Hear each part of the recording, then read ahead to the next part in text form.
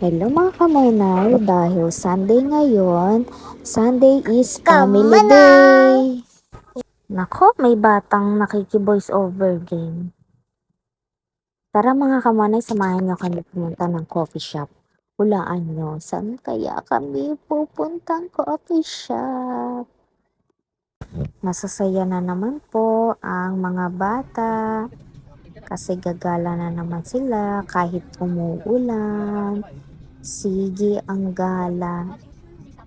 Malapit na pala tayo mga kamonay sa coffee shop na pupuntahan namin. Ito pala yung Arcos Cafe and Billiards.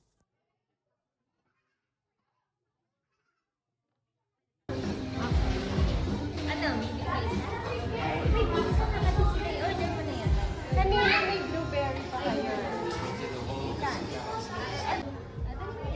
Ito nga pala yung mga kapatid ko, si Ate May at si Ate Ana. Yung totoong mga kamonay, parang ako yung mukhang panganay. Mag-comment nga kayo kung anong magandang skincare na pwede sa aking morena. Ako, kailangan ko na yata din uminom ng capsule para pumuti-puti. Ito pala mga kamonay yung in-order naming drinks and food. Yan, fries and pizza. Madami pang choices ng food nila pero ito lang yung in-order namin. Tapos, yung mismong cake. Isang cake lang. Kasi nga busog pa din naman kasi talaga kami. Tamang kwentuhan, tawanan, at iyakan. Charis! Malabong mangyari yun, B. Ang saya-saya nga ni Mama po, magkakasama kami. Sayang nga wala si Mami Liz at may work.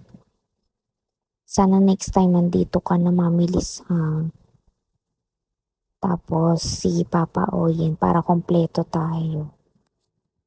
Thank you God for all your blessings to me and my family, for the strength you give me each day, and for all the people around me who make life more meaningful. Amen. After namin magkape dito sa Arco at kumain, is pumunta na din kami sa bagong City Hall ng Tagaytay. The city's natural and cultural aspects, the new City Hall is conceived not only as an administrative center, but also as a civic space that expresses Tagaytay's identity and its close relationship with the environment. Diba ang ganda mga kamonay? Thank you po Mayor Brent Tolentino kasi lalo pa pong napaganda yung ating new City Hall ng Tagaytay. Kaya ano pang hinihintay nyo mga kamonay, pumunta na din kayo dito.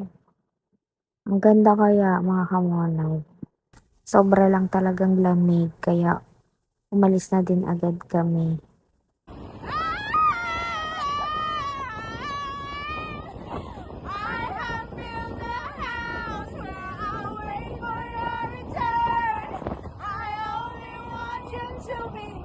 F na F namin mga kamonay kumanta. Ni Yan Yan at ni Sophia. Yun lang mga kamonay. Thank you for watching. See you on next vlog. May part 2 to ha. Bye!